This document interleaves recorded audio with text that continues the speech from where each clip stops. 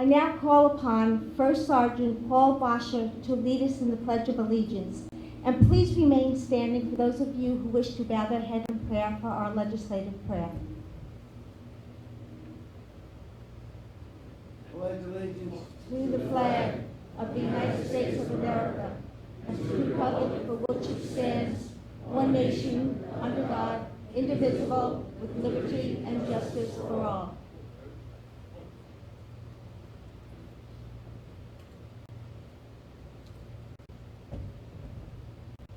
We gather together today intent on doing good work. We seek to represent fairly and well those who have given us this task.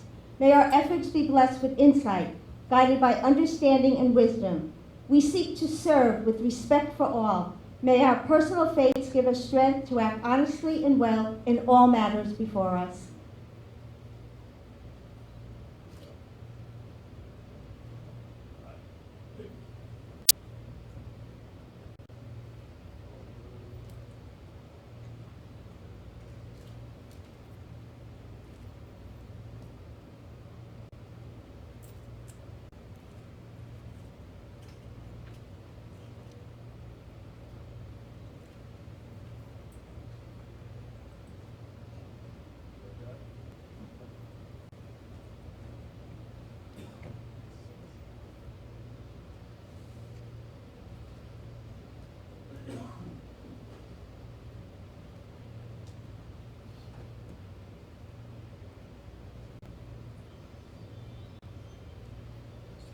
It gives me great pleasure this evening to introduce a man who is versatile in his talents, unwavering in his commitments, and has been instrumental not only to the county executive, but to all our department heads as well.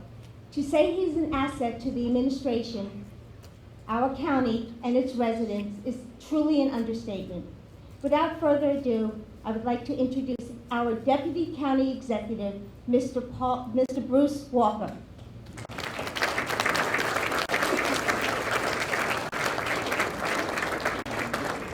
Please sit. I thought you were going to call me Paul Eldridge for a second. I clearly, after growing this beard, I have more hair on my face than he does. By the way, I'm just saying, Paul. It's hunting season, so you know. I think we need to do a roll call vote. Present.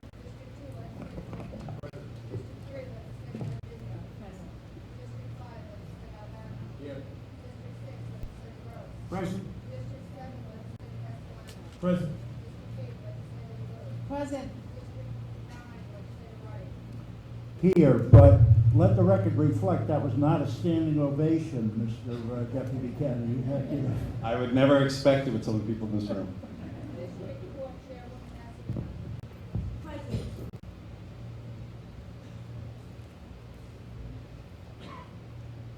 Done? Great, thank you very much. Good evening and welcome to the budget presentation for 2017. I'd like to recognize a number of individuals in the room. Paul, you already got recognized. Very good friend of mine, Senator Terrence Murphy. And Senator Sue Serino. We have Nancy Talbot representing Assemblyman Katz. Thank you. And all the way from Westchester, he keeps getting lost, but somehow we're back up here, Judge LaBelle. And then the county elected officials, we have the sheriff, Don Smith. And his under Sheriff Pete Convery. Okay. We have Joe Fonseca representing the District Attorney Bob Tendy, who's the Chief ADA. And then we have Judge Jim Reeds. Trying to pawn off a bird on me over the weekend here. We'll see how that works out. And then we have County Clerk Mike Bartolotti and his deputy Jim McConnell. We have Supervisor Kenny Schmidt in his hometown with his deputy Frank Lombardi. Patterson Board member Sean Rogan. And Putnam Valley Board member Jackie Nabi. Doesn't know what hat she's wearing at the moment. Then we have Putnam County Republican Chair Tony Scanapieco, also the Board of Elections Commissioners, and then we have the Putnam County Conservative Chair James Maxwell, and Compton, who I believe is the co-chair. Where's he? Saw him a few minutes ago. There he is. All right. Putnam County Democratic Chair James Porgowski, welcome. And Kathy Croft, who's the Board of Elections Commissioner. Then the Kent Republican Chair Pat Madigan. And Southeast Conservative Chair John O'Connor. And it's my distinct pleasure to introduce the County Executive for the 2017 Budget Address. Mary Ellen McDowell.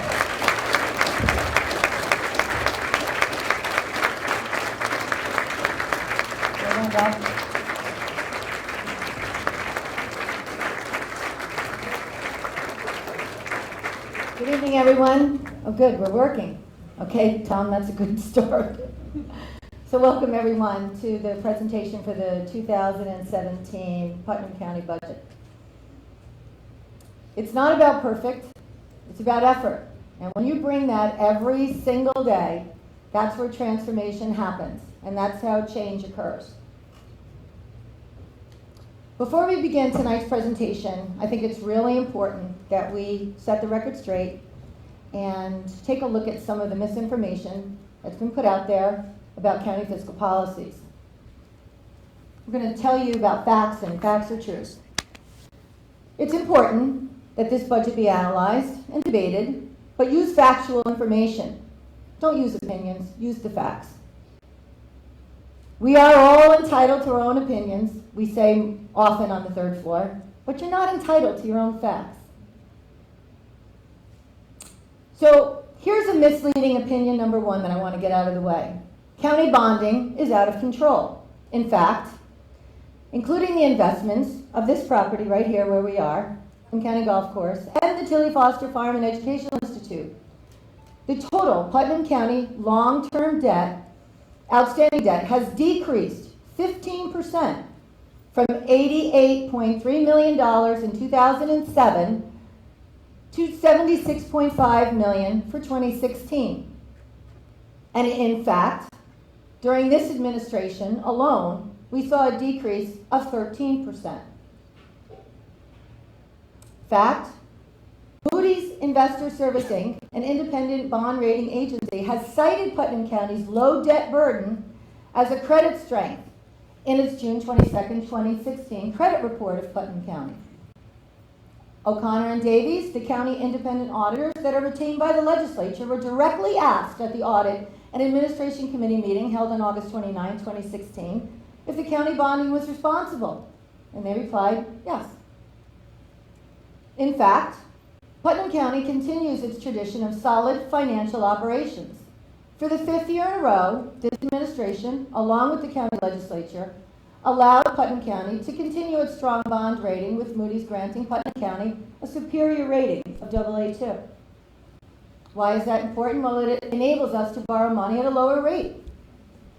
In fact, our last issuance was 1.93%, saving current and future taxpayers significant tax dollars in avoided interest costs. So we're going to set the record straight on another misleading opinion, that county government spending is out of control. The fact, according to data found on the New York State Comptroller website, which is right there, Putnam ranked second lowest in expenditures per capita of all 57 New York State counties outside of New York City for the year ending December 31st, 2014. That's as far as they have with the data. In 2014, Putnam County expenditures totaled $150.1 million. In 2017, the budget we're presenting tonight expends $153.1 million. There's a total increase of spending of $3 million, which is 2% over 3 years. That is less than 1% a year. Putnam County's portion of your homeowner's tax bill is only 9.1%. This 9.1% remains the lowest county portion of any tax bill in New York State, where the average is 21.5%.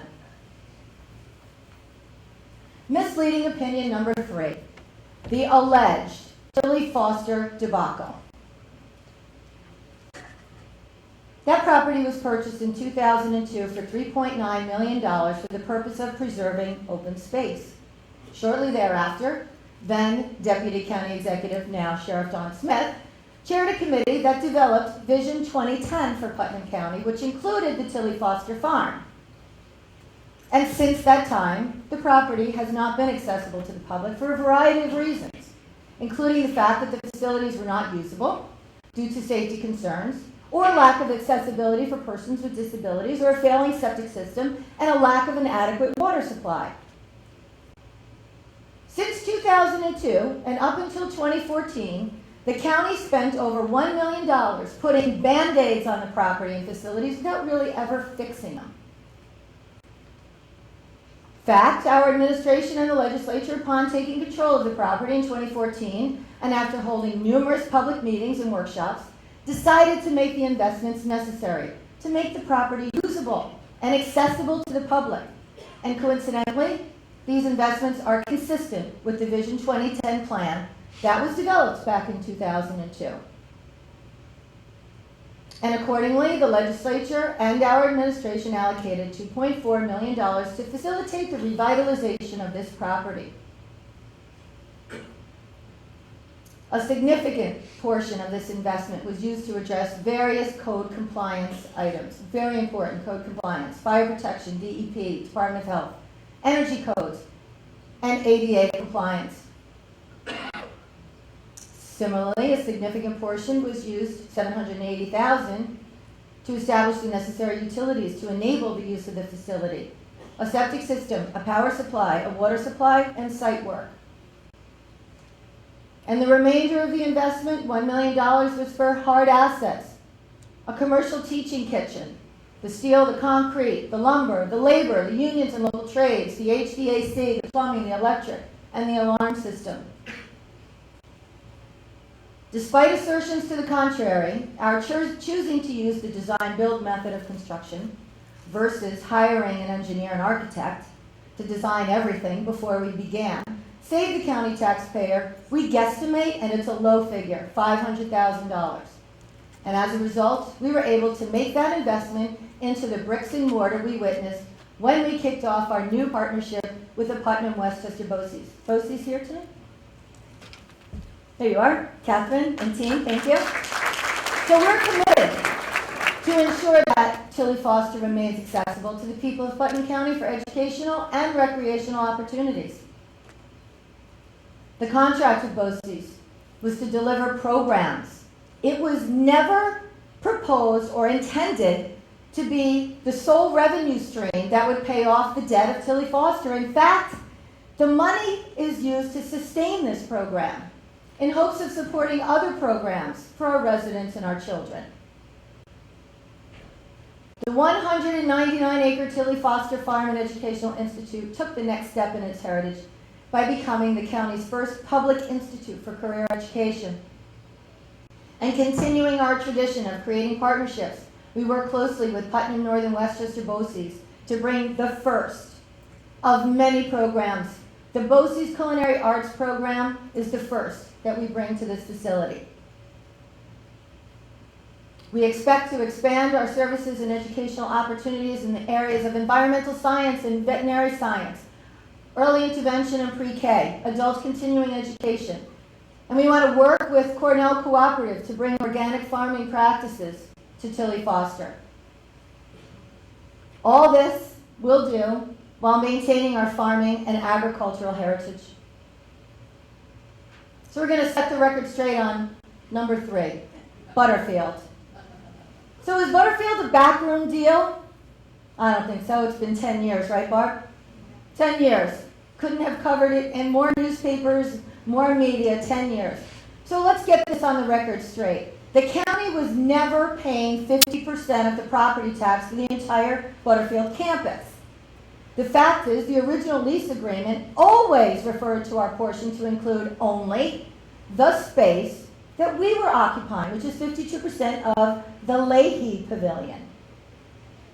Fact number 2, the county was never attempting to avoid paying prevailing wages when using taxpayer funds. In fact, we're currently conducting an analysis required by County Resolution 162, which I'm proud that I really had our administration put that forward to the legislature and they approved it, regarding project labor agreements with our local trade unions. In fact, the county is not overpaying for this space. In fact, we're paying half of what the fair market value is. How do we substantiate that? Just find out what the other folks are paying over there. In fact, the engineering services for the space was properly vetted pursuant to New York State law and Putnam County's procurement policy. So why Butterfield? Why so much effort? It's obvious. Putnam County has a growing senior community and those who have helped build this county.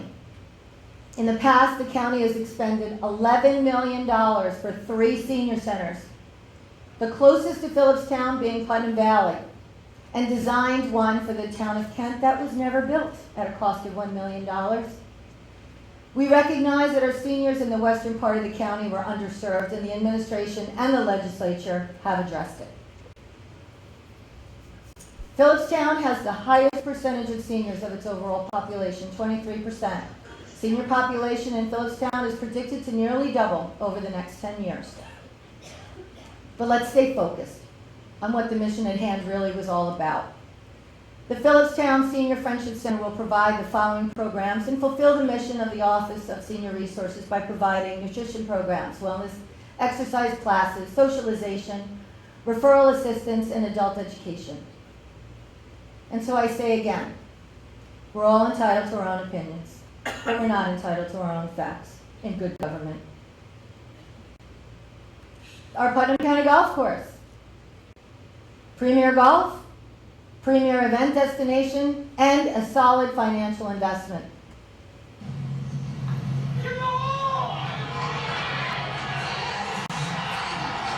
Who plays golf? Who watched the Ryder Cup?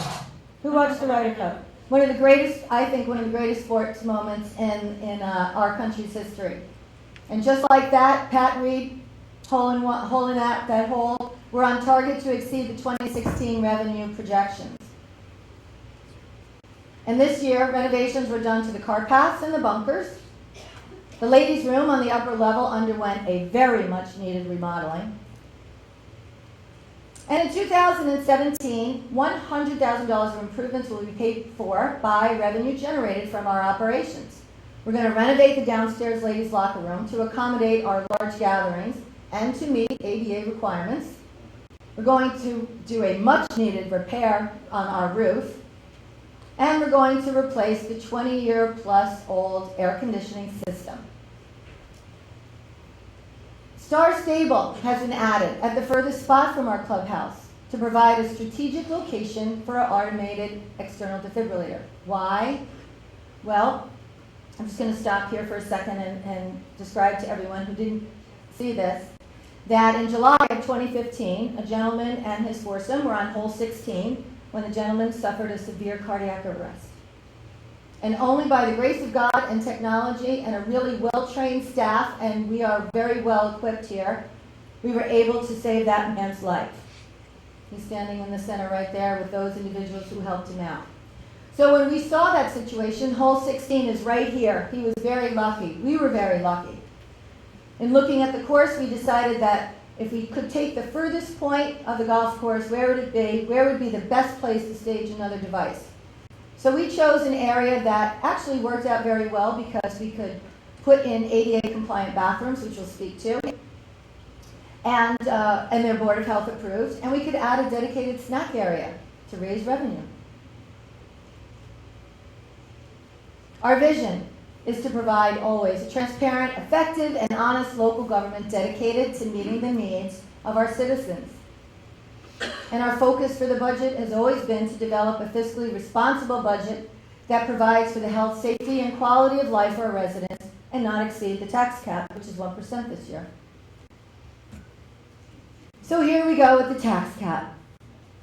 New York State property tax cap law provides that the tax levy increase is capped at 2%, or the rate of inflation, whichever is less. In our case, it's always been less. And here's a chart that indicates that. You can see the plunge in 2008, the spike, and then you see the steady decline. So this year, the rate of inflation is 1%. And while this is good for taxpayers, it really does impact the ability of government, not just government, but schools and all, a lot of people are impacted by this as they're trying to meet the needs of people through budgets. Our administration will continue to strongly support the tax cap as our resources allow, and this budget will meet that commitment. For the 5th year in a row, I'm proud to say our administration's budget stays within the tax cap.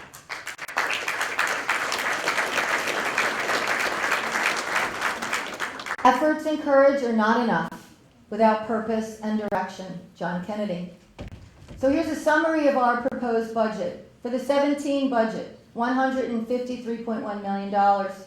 This is a net increase of 1.7 over the 2016 adopted budget, or a 1.1% spending increase.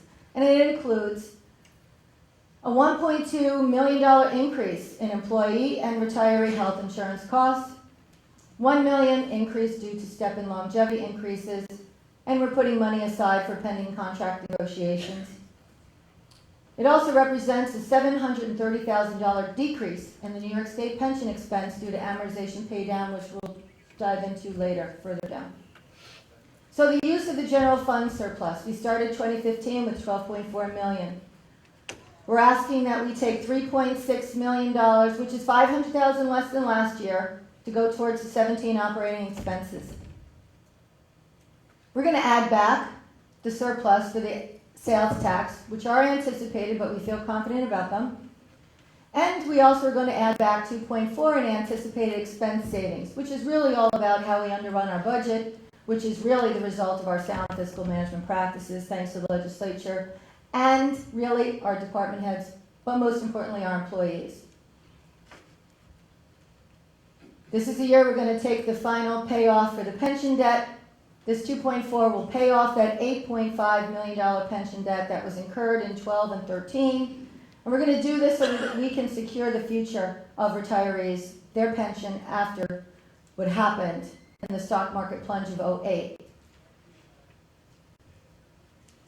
So that will leave us $11.4 million estimate in the year ending 2016.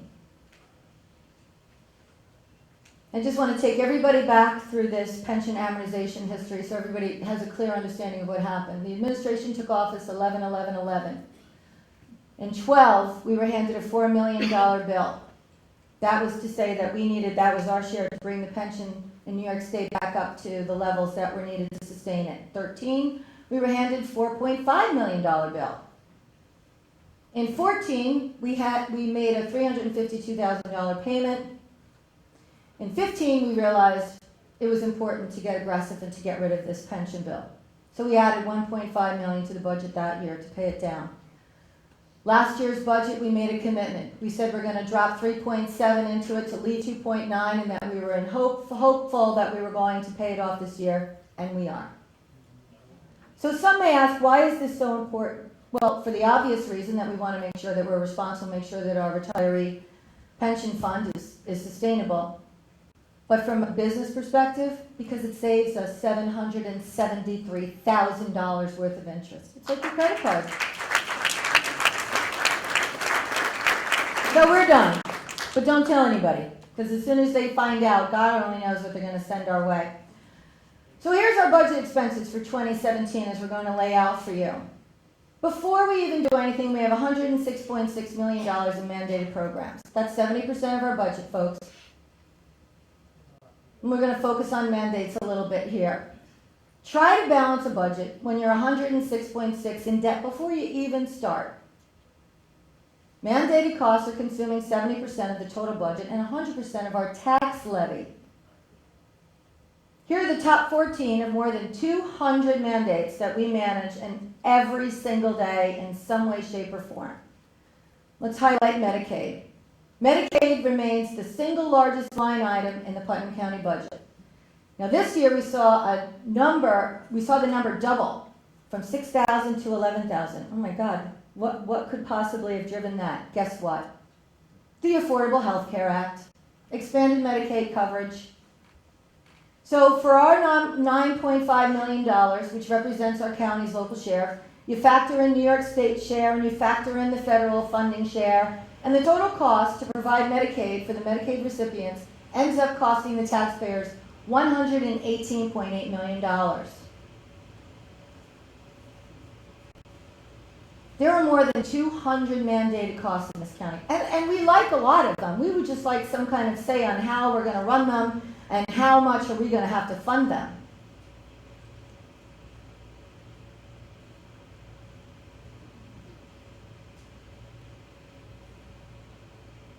A mandate requires Putnam County to strictly adhere to rules set by the state and federal governments that define the scope, eligibility, frequency of service, and the amount of benefits provided to the people of our county. Putnam County has a very limited ability, or any at all really, to control the cost of state and federal mandates. And it's really difficult to deliver quality of life services to our taxpayers and deliver mandated services, all while keeping the Albany imposed tax cap. Mandated expenses outpace the quality of life expenses by a greater than 2-to-1 margin. In fact, mandated costs consume, as I said earlier, the entire property tax levy and the entire sales tax levy combined. This means 100% of our tax levy is allocated to mandated costs. Retiree health insurance, don't panic. Health insurance premiums continue to rise at a significantly higher rate than inflation. The projected increase in premiums for 2017 for our active employees and retirees is $1.2 million. That's just our increase this year. Our personnel director and former county executive continues to search for equitable alternatives to alleviate the cost burden for our county taxpayers and our retirees. Stay tuned. A group of county employees and other health insurance experts have been working to develop an optional plan for our Medicare-eligible retirees who do make up 74% of our Putnam County retiree population. An optional, voluntary plan focusing on our Medicare-eligible retirees was, in fact, presented to the legislature's Personnel Committee in September of this year. The Personnel Department will continue to develop this plan and will be sharing its key elements through multiple communications with our retirees over the next 6 to 8 weeks, and our administration will be working closely with NYSAC, the New York State Association of Counties. And we're really optimistic that this is going to be a win-win for both our retirees and for the county. So our operating expenses, as I said, $153 million. Here's what we have left for the quality of life services, such as our sheriff patrols, our office for senior resources, our emergency services, our parks and rec, and our outside agencies, many of whom are here tonight. And there's that 70% of the mandated programs. So while we are faced with the unfunded mandate challenge and rising operational costs, we must still balance the budget. So how do we balance the 2017 budget? Continuous effort, not strength or intelligence, is the key to unlocking our potential. Revenue initiatives, our sales tax. We're $2.6 million ahead for 16, and we did include that in the 2017 budget. We believe that this is a conservative approach in budgeting the county's largest revenue source. Sales tax does represent 37% of the overall county revenue for 2017, and it is critical to financial stability for our county. Increased sales tax revenue helps us. It offsets the need for higher property taxes and/or reducing services.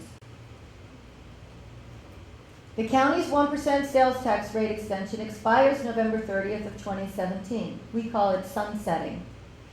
But we'll be working with our state and county legislature to make sure that we maintain that extension that's been granted to this county and the majority of counties in New York State since 2007. And as president-elect of the New York State Association of Counties, I'll be making sure that we're gonna work hard to get this renewal, along with the other 52 counties whose extensions also expire or sunset.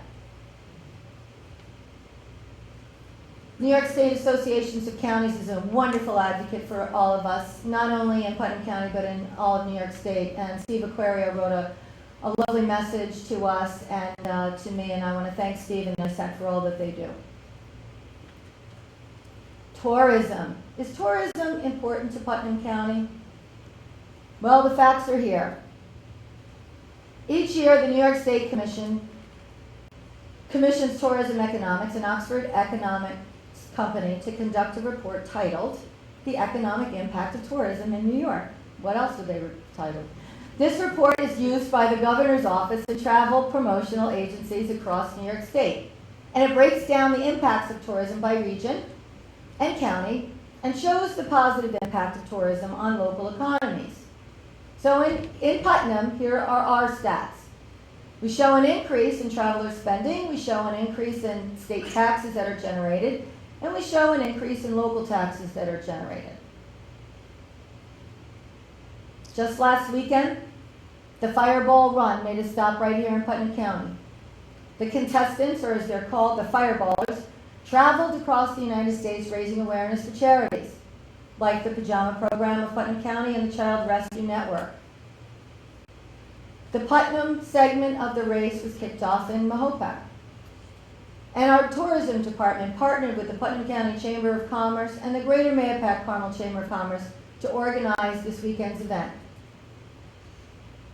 Putnam was honored to be selected to participate in this great event, and I want to thank everybody who had a piece of this incredible initiative and event here in our county. The Paladin Center, the Town of Carmel, Supervisor Schmidt, thank you so very much. The Carmel Police Department, our Highway Department here in the county, of course our Sheriff's Department, everybody made this such a great event in spite of the weather. Spirits were high, enthusiasm was definitely there. And we want to thank our sponsors, our business community, not just for this, but for everything that they do to make this and every day a great place for Putnam County to live and work. I'm going to switch gears a little bit. We're going to talk about Chapter 31. What's Chapter 31? It was introduced by this administration in January of 2013, and this program was designed to offset the increasing number of tax lien foreclosures. The county works with the property owner to prevent tax lien foreclosures. We certainly don't want to see this happen. After 2 years of unpaid taxes, the county works with the property owners to set up a payment plan. But if the property owner continues to be in arrears, the county is forced to initiate a foreclosure proceeding. During the entire process, the county continues to guarantee the schools, the towns, and the villages 100% for their missed taxes. So their budgets never have a hole, ever have a hole in them. And to do this, to make everyone whole, it costs us $24 million annually. It's estimated that New York State, and I know Supervisor Schmidt's worked in this, I know Senator Murphy and Senator Serino have also been helping us with this. 2 out of every 1,000 houses in New York State is a zombie house. Unfortunately, zombie houses are alive and well in Putnam County. The administration has worked hard to get these properties back on the tax rolls while helping to restore property values in neighborhoods with zombie houses. We've gone from this to this, from this to this. And we've partnered with our local real estate brokers. Properties in tax lien foreclosures are sold now at fair market value, and they're placed back on the tax rolls. Previously, properties were put up for auction and sold at prices far, far below fair market value. To date, $2.7 million has been returned to the county tax rolls due to this program.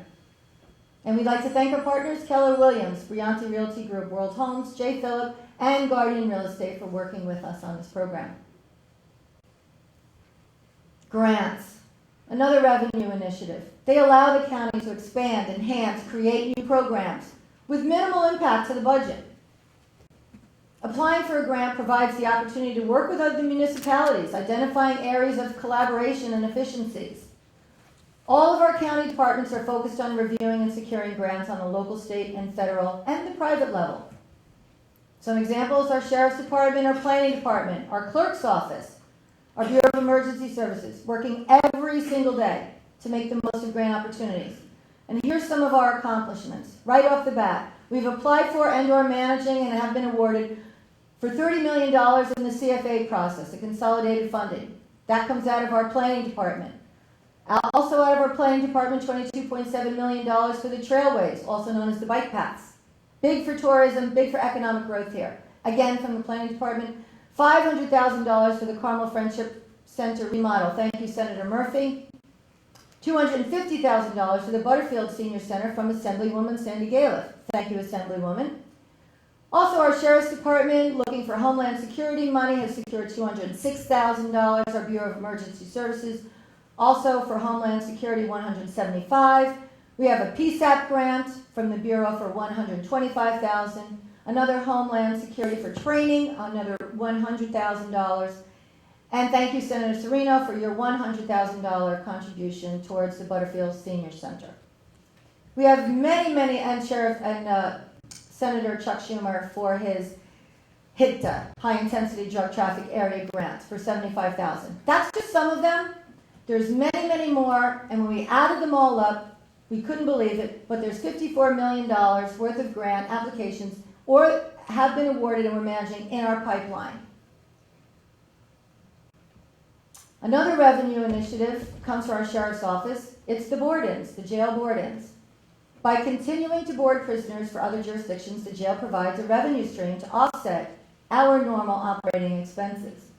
In 2016, the Putnam County Correctional Facility boarded federal inmates from the U.S. Marshal Service from Dutchess County, New York City, and we provided prisoner transport services, and we added $351,000 as a revenue stream. Our drug treatment courts. Judge Reed's here? Your Honor, thank you. Drug treatment court. Our social fiscal responsibilities. It's got a fiscal responsibility. Treatment court provides a supervised alternative to incarceration that saves the taxpayer money while providing the offender with the tools and that they need to succeed. Nothing worth having was ever achieved without effort. Theodore Roosevelt. Rescuing 911. 911 cost Putnam County $1.9 million. 2/3 of that is funded by the Putnam County taxpayer. It isn't expected that the FCC will soon mandate 911 centers to be next generation ready. And that's going to cost an additional, ready? $22 billion in New York State over the next 10 years. In 2015, New York State collected $185 million in 911 surcharges, but they only provided $77 million back to the centers. And those were in the form of grants. It wasn't even like a formula of funding, you get back what you contribute. It's time for New York State to stop diverting the 911 funds to help balance the state budget, which is essentially what they're doing. John Oliver sums it up best.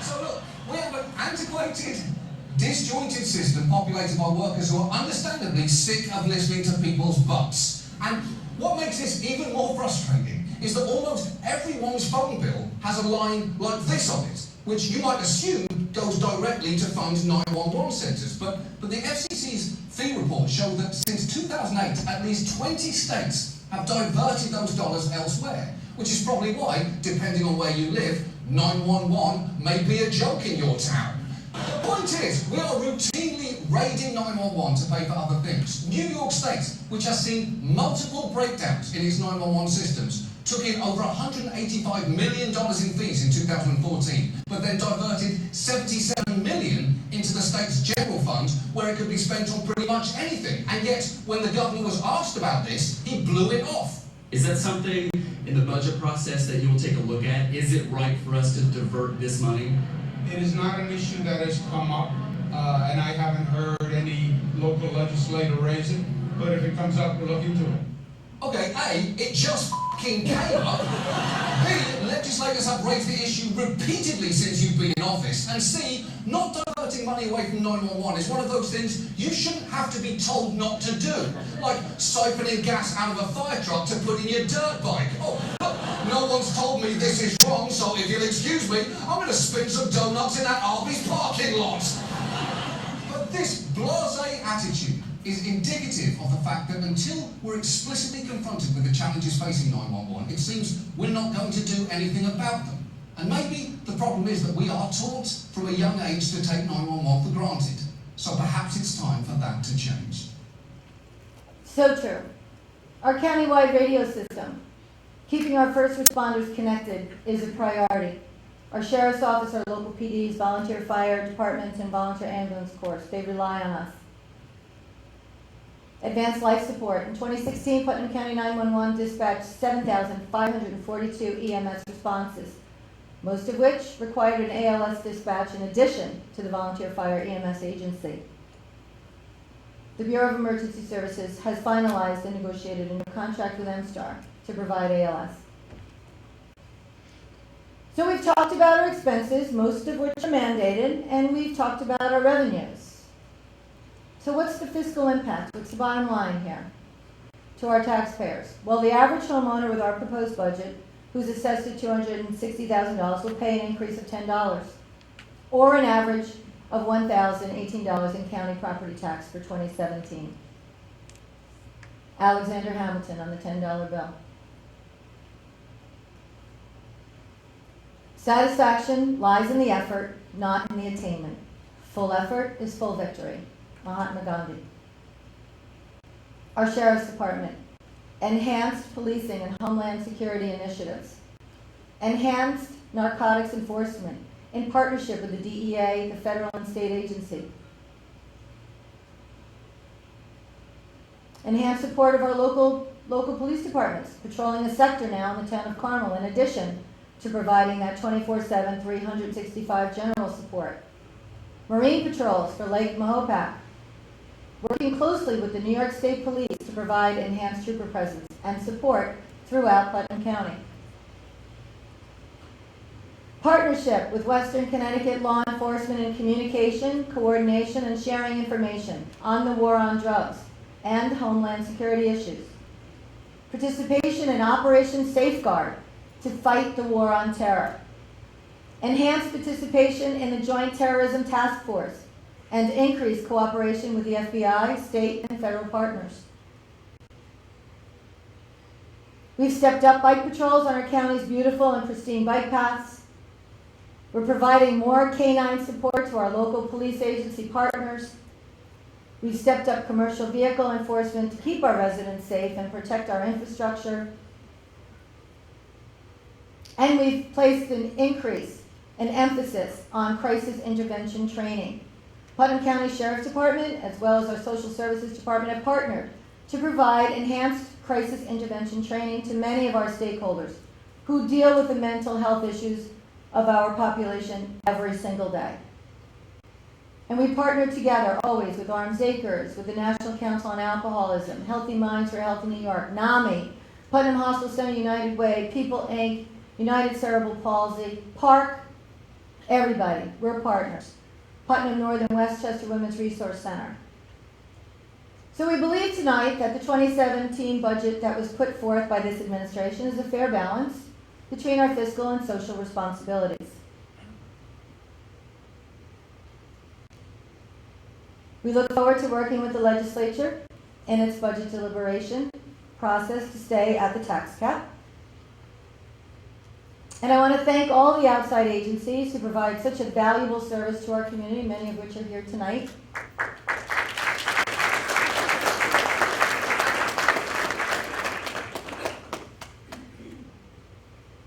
And I want to thank our department heads and the county employees who helped develop and implement the 2017 county budget. Tom Lannon, good job. And a special thank you to all of our not-for-profits and businesses for participating in tonight's marketplace. Thank you everyone for attending. And most importantly, I want to thank the people of Putnam County who allow us to serve every single day. Good night.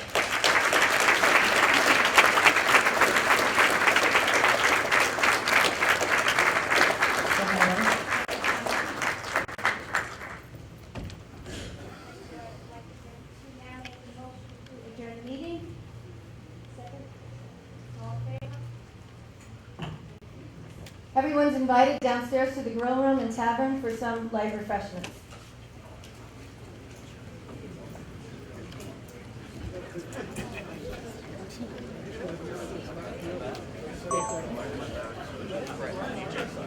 Hey, Beth, is your bag? Beth, is your bag? Is your bag?